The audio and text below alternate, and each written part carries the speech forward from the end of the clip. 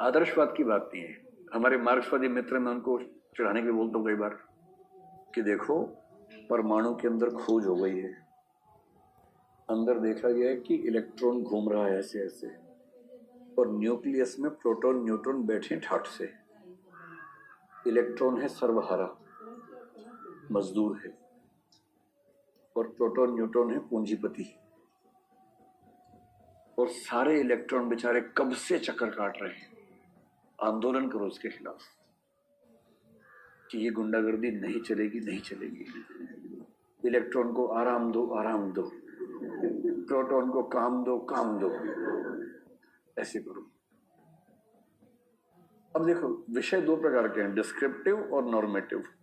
Descriptive का मतलब है केवल डिस्क्राइब करना है कि दुनिया कैसे चल रही है, और नॉर्मेटिव का मतलब है बताना है कि कैसी होनी चाहिए। तो फिजिक्स डिस्क्रिप्टिव है या नॉर्मेटिव है? डिस्क्रिप्टिव है। इलेक्ट्रॉन घूम रहा है, वो ये नहीं कहता इलेक्ट्रॉन को रोकना होगा, उसे आराम देना होगा, ये सब बकवास नहीं करता है। वो केवल डिस्क्राइब करता है कि परमाणु के अंदर जो देखा वो ये है। हमने फोटॉन्स को देखा, हमने वेव है या वो मतलब अणु के रूप में है, इस डिस्प्यूट को देखा, लेकिन कोई इसके नैतिक पक्षों पर बात नहीं करता, क्योंकि वो भौतिक जगत की वास्तविकता को समझना केवल हमें है। तो जब कोई विषय वास्तविक जगत को डिफाइन करता है, उस विषय को क्या बोलते हैं? वास्तविक। तो इसमें क्या हो रहा है? इनपुट्स आ रहे हैं वास्तविक जीवन से, उन इनपुट्स के बेस पे प्रोसेसिंग करके निष्कर्ष निकाले जा रहे हैं। आकारिक का मतलब है ऐसे विषय जिनका वास्तविक जीवन से रत्ती भर संबंध नहीं है, जैसे गणित। गणित एक आकारिक विषय है। मैं जानता हूं ये सुनते आपके मन में आएगा, गणित तो बहुत इस्तेमाल होता है। हम जब टैक्सी या ऑटो में जाते हैं, हम पूछते हैं कि ऑटो वाले भैया कितना हुआ, वो बोलते हैं 80 रुपये 40 पैसे, फिर हम 100 रुपये देते हैं, 19 रुपये 60 पैसे वापस मिलते हैं। ये गणित ही तो है, इसको बोलते हैं व्यावहारिक गणित। लेकिन जो सैद्धांतिक गणित है वो ये नहीं है।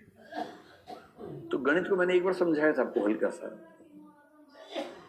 विशेष रूप से ज्योमेट्री और अलजेब्रा, और वैसे अरिथमेटिक भी, अंक गणित भी।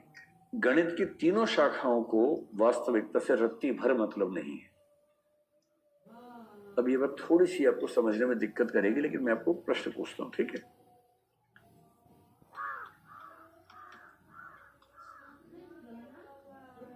ये ठीक है या गलत है? ठीक है। अब जितनी चीजें बोर्ड पे लिखी हैं, उनमें से कौन सी ऐसी चीज है जो आपने वास्तविक जीवन में देखी है आज तक? आपने 2 देखा है कहीं? गुणा देखा है? 6 भी नहीं देखा, बराबर भी नहीं देखा, 12 भी नहीं देखा। छोटे बच्चों को ये समझाना कि 2 क्या होता है, आदमी मर जाता समझाते समझाते। उसको बताना बेटा 1 और 1 2 होता है, वैसे मुंह देख रहे क्या बकवास कर रहे हो, 1 2।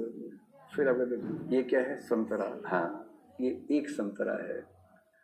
बच्चा बोलता है नहीं ये संतरा है, 1 कहाँ है? फिर आप 1 और लाते हैं, अब ये 2 संतरे हो गए। वो कह रहे संतरे ही तो है, इसमें 2 कहाँ है?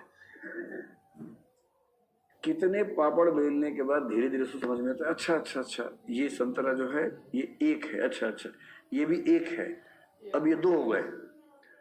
करते करते बहुत दिन बाद समझ में आता है, अच्छा। फिर 10-20 तक की गणना आप सिखाते हैं एबेकस पर, बॉल बॉल के साथ या संतरों के साथ या नींबू के साथ सिखाते हैं। और एक बार कंसेप्ट बन जाए तो फिर संतरा नींबू नहीं चाहिए होता, और कंसेप्ट ना बने तो नींबू खरीदते रहो।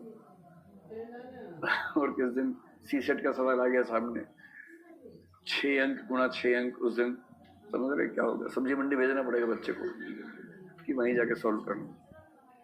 गणित एक फॉर्मल सब्जेक्ट है, क्योंकि गणित में, और अलजेब्रा सोचिए, x गुणा y बराबर x y, x plus y square is equal to x square plus y square plus 2xy। कहीं x और y देखा है आपने ऐसे जिंदगी में? सारा खेल चल रहा है।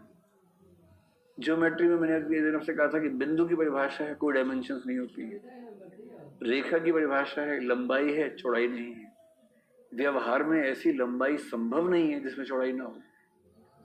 इसलिए बर्टन रसल ने कहा कि 180 डिग्री का त्रिभुज केवल कंसेप्ट में होता है, वास्तविक जगत में कितनी भी सावधानी से बना लीजिए एग्जैक्ट 180 डिग्री का नहीं बनेगा।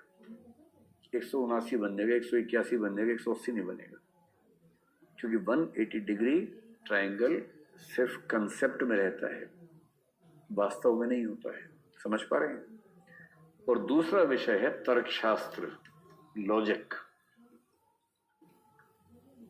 और लॉजिक जब पढ़ते हैं तो ये सिखाने के लिए कि वास्तविक जीवन से एकदम हट जाओ, केवल लॉजिक के नियम समझने हैं। सिर्फ ये देखो कि अगर कथन एक ठीक है, कथन दो ठीक है, तो निष्कर्ष जो निकल रहा है वो नियम से सही निकल रहा है कि नहीं निकल रहा है। और तब कथन देते हैं सभी कुत्ते घोड़े हैं, कुछ घोड़े अगरबत्तियां हैं और उसके बाद निष्कर्ष कुछ अगरबत्तियां, कुछ भी है, धूप बत्तियां हैं, कुछ भी निष्कर्ष निकालते हैं। अब बताओ निष्कर्ष निकाल रहे कि नहीं? आप कहेंगे निष्कर्ष गलत है। और जब तर्कशास्त्र वास्तविक जगत से एकदम अलग किस्म के कथन का इस्तेमाल करता है, उसको बोलते हैं आकारिक तर्कशास्त्र। अब आप मुझे ये बताएं कि यहां तक आपको केवल ये समझ में आया कि वास्तविक और आकारिक में क्या अंतर है?